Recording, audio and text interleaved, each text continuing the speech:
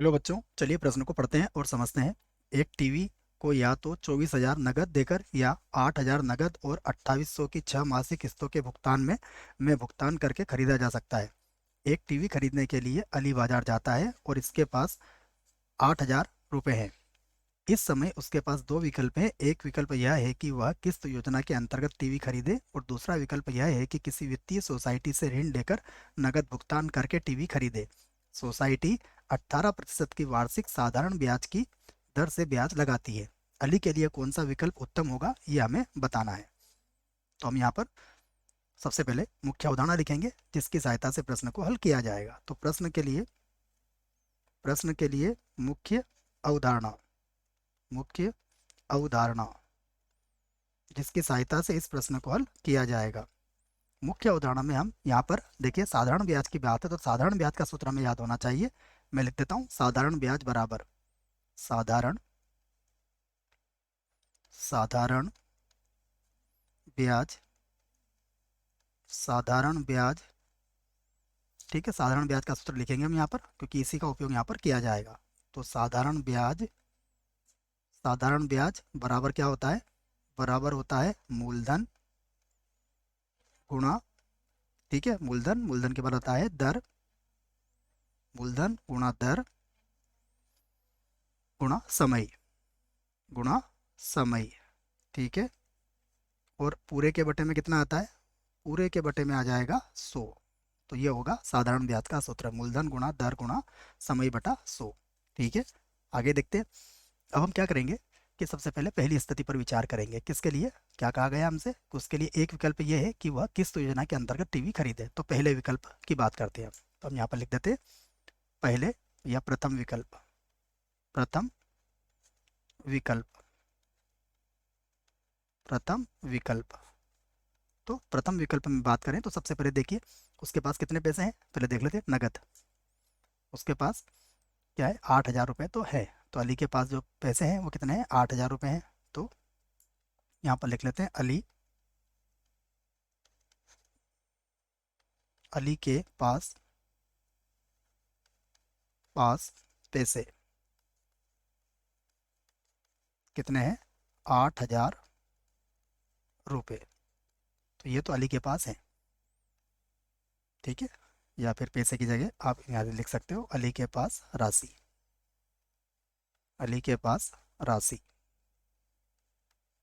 तो ये तो कितनी हो गई? 8,000 रुपये। अब अगर उसके बाद किस्त कितनी है? प्रत्येक किस्त की राशि, प्रत्येक किस्त की राशि, प्रत्येक किस्त की राशि। प्रत्येक किस्त की राशि कितनी है? देखिए ये भी देख लीजिए आप, प्रत्येक किस्त की राशि है 2,800। तो ये है 2,800 रुपये। ये प्रत्येक किस्त की राशि हो गई। किस्त की संख्या कितनी है ये भी देख लीजिए। तो किस्त की संख्या, किस्त की संख्या कितनी है? किस्त की संख्या है 6। तो किस्त में कुल राशि, तो किस्त में कुल राशि कर लेते हैं, लिख लेते हैं इसको किस्त में कुल राशि। किस्त में कुल राशि, कुल राशि। किस्त में कुल राशि कितनी हो जाएगी? देखो 6 को इससे गुणा कर लो आप, 2,800 को। तो ये हो जाएगा, 2 जीरो तो वैसे ही रह जाएंगे। 48 के 8 और 12 और एक कितना हो जाएगा? 13। ठीक है, नहीं 13 नहीं बच्चों, ये थोड़ा ज़्यादा होगा। कितना था? 6 का पढ़ा 8 बार बोला तो 48। 48 के बाद 4 बचा हमारे पास असील का, तो 6 दूना 12 और 4 कितना हो गया? 16। तो इतना हो गया हमारे पास। तो यहाँ पर प्रथम विकल्प में दी कुल राशि यहाँ पर लिख सकते हैं हम। प्रथम विकल्प विकल्प में देय देय कुल राशि, या प्रथम विकल्प में टीवी का मूल्य भी लिख सकते हो आप। प्रथम विकल्प में देखो टीवी की बात है, जी हाँ, टीवी का कुल मूल्य। प्रथम विकल्प में टीवी, ठीक है ना, टीवी का कुल मूल्य टीवी का कुल मूल्य। ठीक है, जैसा प्रश्न में कहा गया है उसी की बात करेंगे हम। टीवी का कुल मूल्य कितना हो जाएगा हमारे पास, यहाँ से लिख लेते हैं हम, टीवी का कुल मूल्य बराबर, देखिए 8,000 तो उसके पास थे, उसके बाद उसने कितने और देना पड़े, 16,800। तो ये कितना हो गया, ये हो गया आपका 24,800 रुपये। ये हो गई हमारी पहली समीकरण। तो प्रथम विकल्प में हमें कितने पैसे लगेंगे टीवी के कुल, 24,800। अब हम दूसरे विकल्प की बात करते हैं, तो यहाँ से लिख लेते हैं हम द्वितीय विकल्प। द्वितीय द्वितीय विकल्प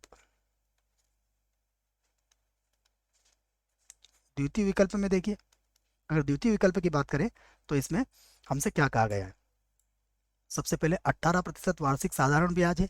ठीक है, तो यहाँ पर फिर से वही बात करेंगे, सबसे पास अली के पास कितनी राशि है, तो अली के पास राशि, अली के पास राशि, तो अली के पास राशि कितनी हो गई, 8,000 रुपये, 8,000 रुपये। और ऋण के लिए राशि कितनी रहेगी, अब यही कहा गया है कि वह क्या कर रहा है वहां से ऋण देकर, तो ऋण के लिए राशि यहाँ पर लिख देते हैं, ऋण ऋण के लिए राशि, ऋण के लिए राशि।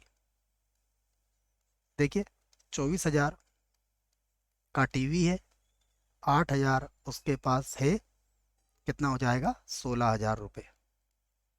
ये ऋण के लिए राशि होगी।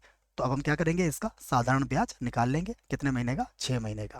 ठीक है ना, 6 में किस्तें हैं यहाँ पर, तो यहाँ पर हम कह देंगे 6 महीने का जो होगा हमारा साधारण ब्याज। छः 6 माह का साधारण ब्याज, साधारण ब्याज 6 माह का साधारण ब्याज कितना हो जाएगा, देखिए 16,000,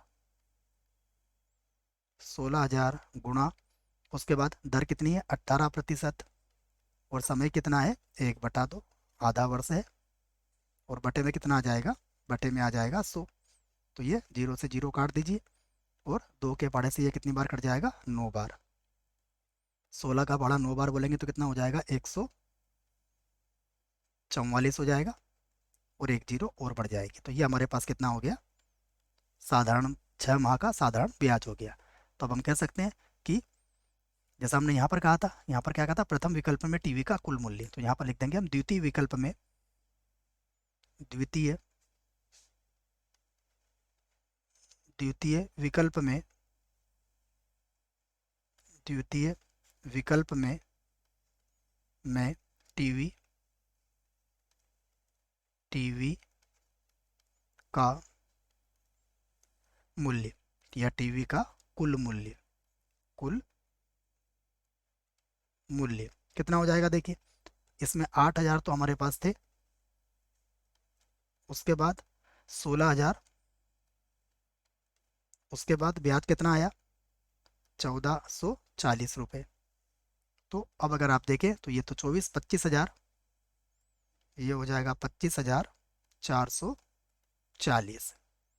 तो इसका अर्थ क्या हुआ कि क्या कहा गया है हमसे कि इनमें से कौन सा विकल्प सही है, तो विकल्प कौन सा सही होगा, देखिए एक विकल्प में तो वह किस्त योजना के अंतर्गत टीवी खरीदे, तो किस्त योजना के अंतर्गत टीवी खरीदने वाला विकल्प उसके लिए क्या होगा, सही होगा। तो समीकरण 1 और 2 से, समीकरण 1 व 2 से स्पष्टतः स्पष्टतः प्रथम विकल्प